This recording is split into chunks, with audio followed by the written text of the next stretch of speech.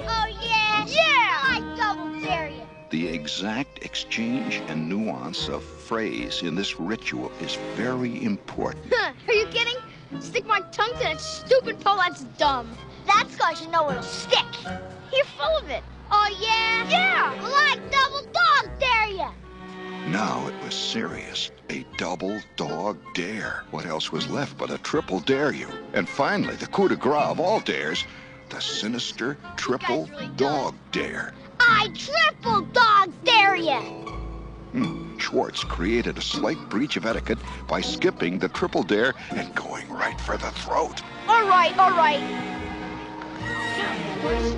Come on, Karen.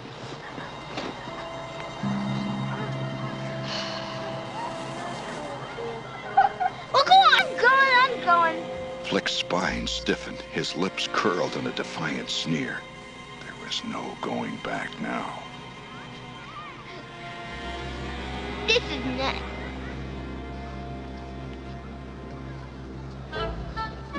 That?